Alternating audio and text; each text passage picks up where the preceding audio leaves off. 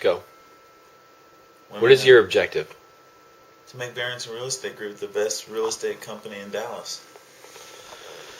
Okay. And what would you say about women?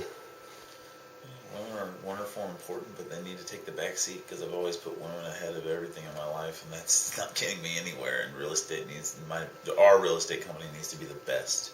Wow, I like that. I like that a lot. It needs to be the best. And you know what I figured out?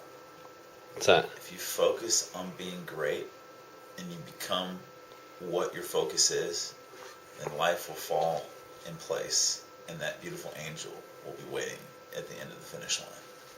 There you go. There you go. Waiting at the end of the finish line. Think about it. If you're not, maybe you're all just perfectly happy where you're at, but I know that I have so much more to strive for to complete myself spiritually, mentally, and physically. And right now, I would say physically, I'm probably at 50%, maybe 55%. Mentally, my capability-wise, 55%. Spiritually, probably like at 40%. Got some work to do. And once I get them all in the 70% range, big things will happen. I like that. So, are you taking the right steps to get there? Well, I'm not. I'm trying. And that's not the right answer, but yeah, I know what I need to do. I know what I need to do. That's the bottom line. Knowing's the first battle. Yeah. Doing is actually the toughest part. Yeah. Everyone can know, but doing is the toughest part.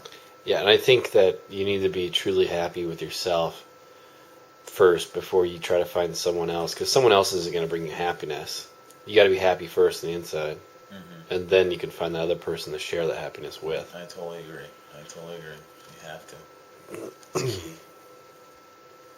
And also, there is such thing as struggle and fighting in relationships, but again, the good should always outweigh the bad. Oh, hell yeah.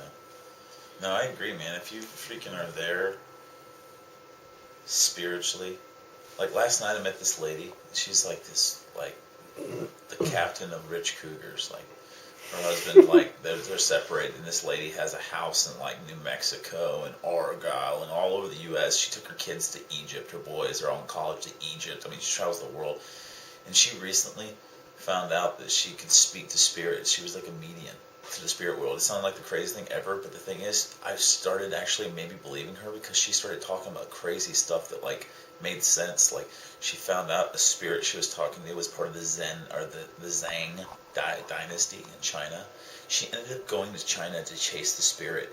She ran into this artisan who literally had these paintings. She asked who this woman was in the painting that he had, and it turned out that he was from that third dynasty that she was talking about, that she had met a spirit from.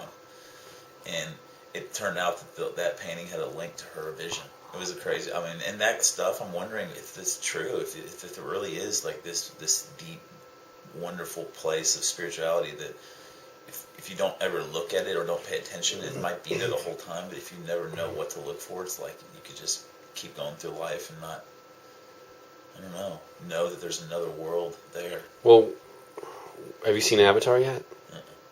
You have to. But what if bodies are just little, like, cups, and our spirit's like water inside the cup?